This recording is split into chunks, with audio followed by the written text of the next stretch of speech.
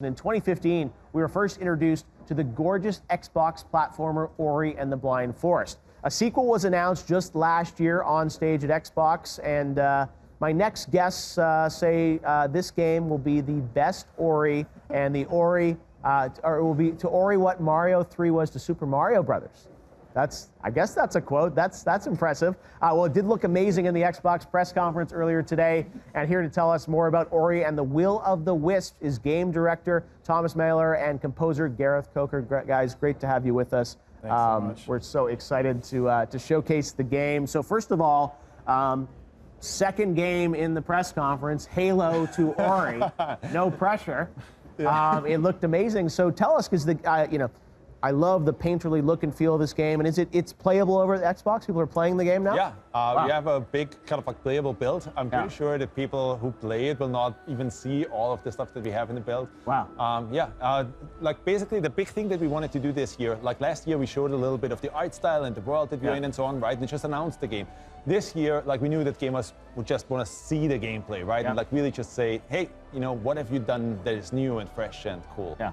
Well, again, like the story of this game in this studio, if you guys don't know it, a virtual team that has just sort of come together to build this. And I mean, the artistry of these shots and moments just blow you away. And of course, Gareth, your music is a big part of that. We heard you last year at the Xbox press conference playing your theme. We got to hear a little more of it. I wanted to ask you sort of on the audio side, how is the music going to change? Because your score for the last game was just incredible. Well, the biggest thing that we have, like as you can see right now, we've got an owl. Like, that's a pretty big thing. Because we've got a new character to work with, which means I can put in another theme. Yes. But like working on like something like this, it's just a gift for a composer, because like look at what I have to work with, like these amazing visuals, amazing animation, and amazing story to work with.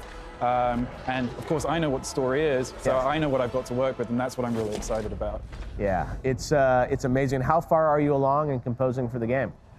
We've got some work to do. Okay. But I'm just really excited to. But it sounds the reason I asked is I feel like it's very collaborative about how you guys work together. It's not like you just come in at the end. I mean, even though it's sort of a virtual team, it feels like you really are a member of the team and working with them. I mean, I'm very lucky that they give me like access to everything. I'm playing the builds all the time. Yeah. Like I see the game before it looks like what you guys see at E3 today. So I'm a gamer, like first and foremost. I'm playing the game all the time, and it makes my job a lot easier when we finally have to deliver something really high quality for like the trailer today.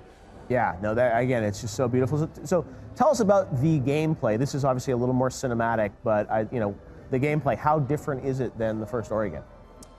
I mean, we really just wanted to kind of like take it a level further, right? Yeah. So basically, if you look at Ori, one of the big things that was really important to us is always that the gameplay has a certain flow to it. Yes. That the game feel like, even if you just play for 5 minutes, right, that the game just feels right. There's a little bit of gameplay we're getting, shots, Yeah, so so basically, there's a couple of really big things that we wanted to focus on. Like when we started like really working on the game, we immediately like looked at all the feedback that people gave us, right? And one of the big things was the combat system. We completely refined the combat system and made it crazy in terms of like what you've ever seen in a. It's so beautiful. I mean, look at that. And everything. Yeah. But like, I mean, we knew we could make it like beautiful, right? But in terms of like the gameplay, we really just wanted to push it a step further. So we looked at all the Metroidvanias that also came out after Blind Forest, right? And we just basically wanted to say, hey, how can we even like take it a level further than that? Well, again, it looks absolutely phenomenal. In terms of the difficulty for this one, what can we expect? I mean, we approached difficulty in an interesting way. So for Ori and the Blind Forest, there were a couple of difficulty spikes. Choke points, Yeah, choke points, where people were basically felt like, okay, I can't do this, right? But then they did it and they felt great. So we didn't want to remove challenge, right? Yeah. One of the things that we did for Blind Forest that I kind of like didn't feel that good about was that at those choke points we saved your game, right? This time we're not doing that. We allow you to actually go back out of that area that you're in and get more strength, come back. Exactly, like do your things, get a little become a little bit better, right, and so on, and then come back. And there's many systems in there, like the spirit shard system, right? Or you can now wield different weapons and so on. So there's all these like different things that you can do now to actually come back and then try again. Wow. Well, it looks incredible. And tell us a bit more about how the team has grown, because again, as I mentioned, this game was really built virtually with people all around the world. How is the team growing or expanding? Because again, it looks like it's just that much more ambitious. I mean, on Ori and the Blind Forest, the max team that we had was 20. Like we had only 20 people basically working. How many different cities?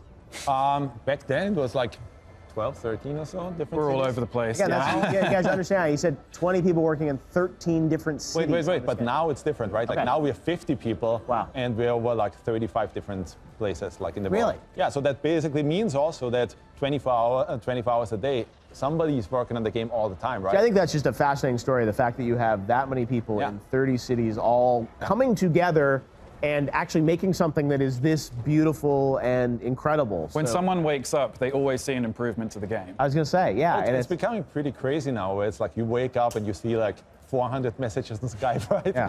No, I think that's such like a fascinating story about how you guys have sort of brought that all to life and the story of building this game. Well, it looks great. Next year, not this year, what can you tell us about when we're going to see it? Well, we just want to craft a masterpiece, right? Okay. Like we really want to take the game and say, hey, when we release this, it's great, right? Yeah.